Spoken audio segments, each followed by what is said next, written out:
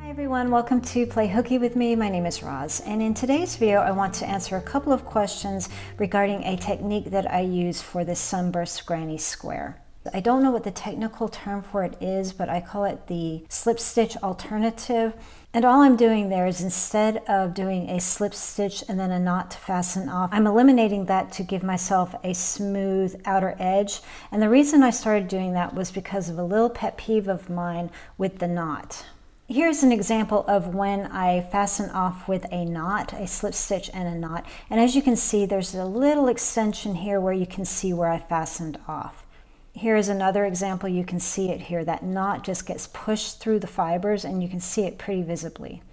It's not that big of a deal. As you can see, I've joined this blanket together and I haven't bothered with redoing it. There are times where I just don't feel like stopping to do that. But here you can see when I do take the time to do the alternative, it's a very nice smooth round. Here's another one, nice and smooth. Some of you have shared with me that you're having issues where it's coming unraveled even when you do weave it in, or you're just finding that it loosens up and creates a gap. So I'm going to just go ahead and show you how I like to weave in the ends and see if that helps. So here's round one finished, and what I would normally do here is just going into the first visible stitch there, pull through to make a slip stitch, fasten off by pulling the yarn through to create a knot. This way I know that is not going anywhere, and then I just weave in the end as normal. The alternative way though is, instead of finishing off into that loop, what I like to do is clip. I just pull this out and grab a weaving needle or a tapestry needle. At this point you can go in the front or the back of these two loops. I prefer to go in the back, working through both loops.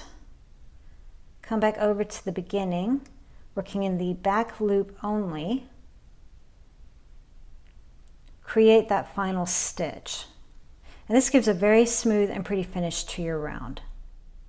A method that I like to ensure that this isn't going to pull out is to do the 3 passes. So you go through once, twice, and 3 times in opposite directions.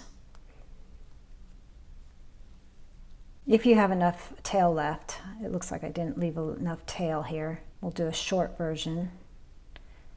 2. I'm making sure to enter in a different area so that I don't pull it back out.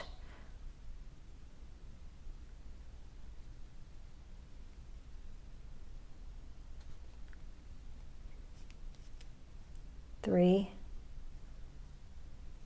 and that should stay in place for you now. It shouldn't come apart.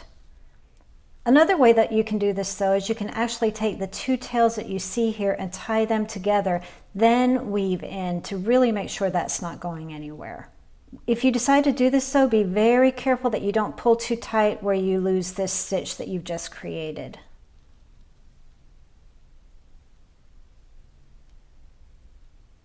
Just gently tie. I'm not pulling too tight here. And then double knot.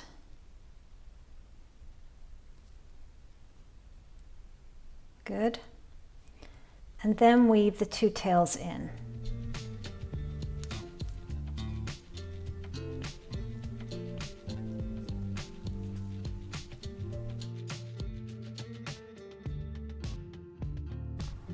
And that should stay in place for you. Another question I get quite a bit about this technique is, can you use this for other rounds or different kinds of projects? And you absolutely can. It doesn't matter what you're working on. Whenever you're finishing that round, you can just do the same thing. If you're interested in working on this blanket with me, here are some links to get you started.